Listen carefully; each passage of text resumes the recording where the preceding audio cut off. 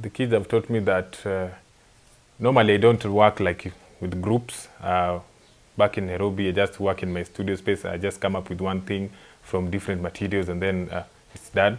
So they have taught me that you can actually work in a group.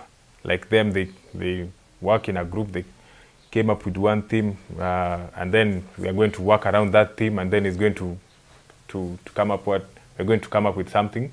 So they taught me that we can all have different ideas and different themes, but if we put our heads together, we can come up with one theme using the different ideas that we have. So they have taught me that we can be 10 artists, different medias, but at the end, if you want to come up with one product, we can. Yeah. Okay, So the way I approached it was, once, in my view, once you find the thread that you're going to be working on, then the work just flows. The most challenging part is finding the thread. That's actually like the part where things aren't clear. But once there's the theme, then they're off and running, and that was definitely the case with the kids I worked with.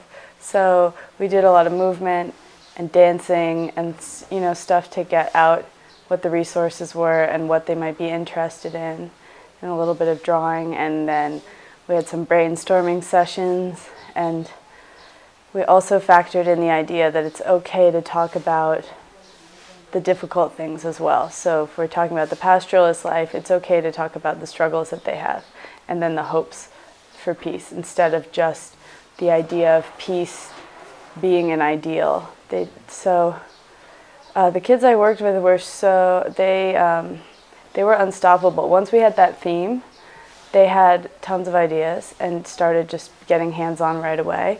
They didn't have any tentative issues, and so I just felt like I helped them find the theme, and then I kind of checked in with them and managed them in terms of time and making sure, honestly, that they didn't overwork, or in order to forget like the other parts, that there would be performance, that we were building these pieces, that we were telling this story. So I really just felt like the carnival enabled us to find themes that allowed them to streamline the energy that they had.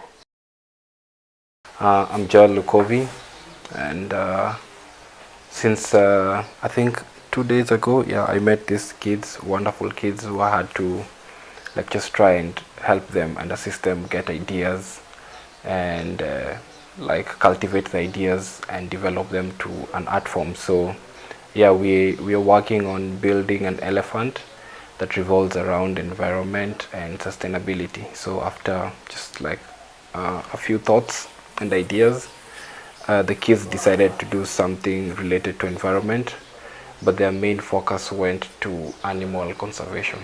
Yeah. So that's what we're doing right now. Our theme was the dove of peace.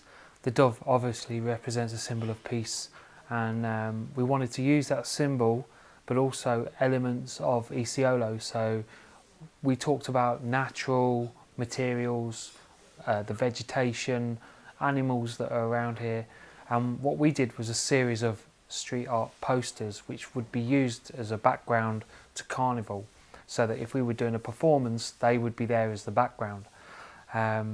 So each person got to do a poster, and then we came together and did a collaborative piece at the end, as if it was a mural. But it was very much kind of freestyle. I let them do what they want to do, elaborate on the things that they did, and then I would come in and say, what about expanding this tree this way, and doing, just looking at the techniques.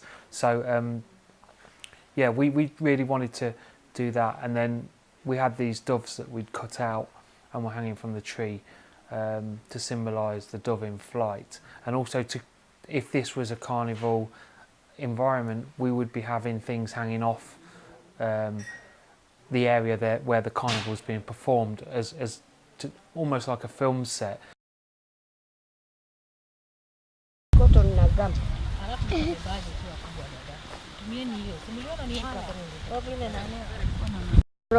Huh?